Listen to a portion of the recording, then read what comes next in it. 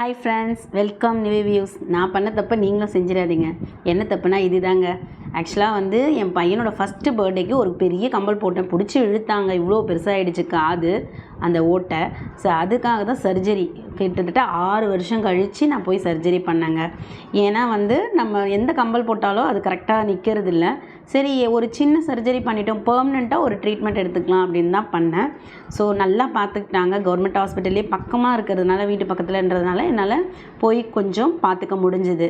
இல்லைனா ப்ரைவேட்டில் தான் பார்த்துருக்கணும். ப்ரைவேட்டில் பண்ணால் 3000லேருந்து 3500 வரைக்கும் ஆகும்னு சொல்லிட்டாங்க. சரி, நானும் டெஸ்ட்லாம் எடுத்து பார்த்தேன். என்னதான் இருந்தாலும் ப்ரைவேட்டில் போய் பார்க்கவே முடியல என்னால், டைமிங் ப்ராப்ளம் தான். ஸோ ஆனால் இது கொஞ்சம் எனக்கு கன்வீனியண்ட்டாக இருந்தது காலையிலன்னும் போது. ஸோ எப்படி இருந்தாலும் நம்ம பசங்களை விட்டுட்டு வெளியில் வந்துடணும் அப்படின்னு தாங்க வந்தேன். என்னால் வரவே முடியாது, அப்படி இருக்கும் வீட்டு வேலை, பசங்களை பார்க்குறது அப்படின்ட்டு.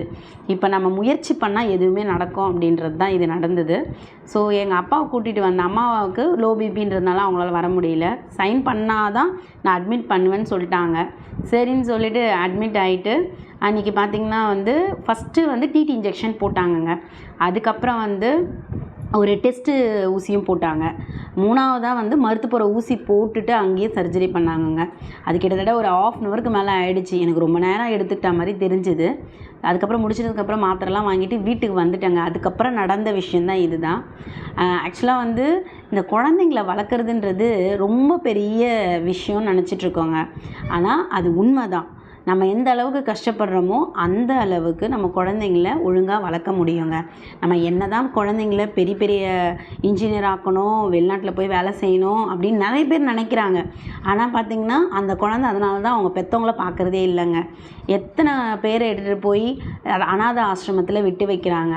இப்போது நார்மலாக நம்ம என்ன செய்கிறோமோ அதே தான் நமக்கே வரும் இல்லைங்களா? ஸோ நம்ம பெற்றவங்களுக்கு நம்மளால் முடிஞ்சது நம்ம கண்டிப்பாக செய்யணுங்க. நம்மளை தேடி வரவங்கள நம்ம எப்போவுமே அவாய்ட் பண்ணக்கூடாது. அவங்களுக்கு என்ன தேவையோ கேட்கும்போது நம்ம செஞ்சு தரணும் இல்லைங்களா? நான் பார்த்திங்கன்னா நினைக்கிறது இதுதான். இப்போ எனக்கு இந்த ப்ராப்ளம் வந்திருந்தது. இந்த டைமில் நான் ஏன்னா எல்லாமே 2 பேருமே குட்டி குட்டி பசங்க. அதனால் அவங்களுக்கு எதுவும் தெரியாது. ஸோ நான் இந்த ஸ்டேஜில் இப்போ பண்ணிக்கிறேன்னா என்னை பார்க்குறதுக்கு யாரும் கிடையாது. ஸோ நானே தான் எல்லாமே பண்ணிக்கணும். அதனால் நான் அங்கே அட்மிட் பண்ண சொன்னாங்க. இருந்தாலும் நான் வீட்டுக்கு வந்துடுறேன், நான் பார்த்துக்கிறேன், நான் பக்கமாக இருக்கிறதுனால என்னால் நீங்கள் கூப்பிட்டிங்கன்னா உடனே வர முடியும்னு சொல்லிட்டு தாங்க வந்தேன். ஸோ நான் வந்ததுனால தான் வீட்டில் இவ்வளோ வேலை செய்ய முடிஞ்சுது. என் ஹஸ்பண்ட் கொஞ்சம் ஹெல்ப் பண்ணார். நைட்டு காலையில் எழுந்து மறுபடியும் 5:30க்கெலாம் எழுந்து குழந்தைங்களாம் ஸ்கூலுக்கு கிளப்பணும். ஸோ டிஃபன்லாம் செஞ்சு கொடுத்துட்டு மறுபடியும் ஆஸ் யூஷுவல் ஒர்க் எல்லாம் ஸ்டார்ட் ஆகிடுச்சு. இது காடை முட்டை என் ஹஸ்பண்ட் அவங்க ஃப்ரெண்டுக்கு எடுத்துகிட்டு போனார். வீட்லேயே காடை போட்டது. சரி, அதையும் வறுத்து கொடுத்துட்டு அதுக்கப்புறம் நான் மாத்திரை போட்டுட்டு ஹாஸ்பிட்டலுக்கு தாங்க கிளம்புனேன். ஹாஸ்பிட்டலில் வர சொல்லியிருந்தாங்க. சரி, மாத்திரை மறுபடியும் கொடுக்கணும் அப்படின்னு சொல்லிட்டு வாங்கிட்டு பூவுக்கு தான் கிளம்புனேன். பூத்திருந்தது வச்சுக்கிட்டு கிளம்பியாச்சு. ஹாஸ்பிட்டலுக்கு போகிற வழியில் பார்த்திங்கன்னா இந்த பலாப்பழம்லாம் இறங்கிட்டு இருந்ததுங்க. இப்போ சீசன் இல்லையா, அதனால் செமையாக இருந்தது. ஸ்கூல்லேயும் பலாப்பழ பாட்டு கேட்டிருந்தாங்க விஸ்வாக்கு. பொண்ணுக்கு பார்த்திங்கன்னா பலாப்பழ ரெசிபி சொல்லணுமா, அதையும் நேற்று எல்லாம் ப்ராக்டிஸ் பண்ணிகிட்டு இருந்தாங்க. சரி, அவங்க ஸ்கூலுக்கு போயாச்சு. சரி, நான் வர வழியில் மாத்திரையெல்லாம் வாங்கிக்கிட்டு அப்படியே சுற்றி பார்த்துட்டு வந்துட்டு இருந்தேங்க.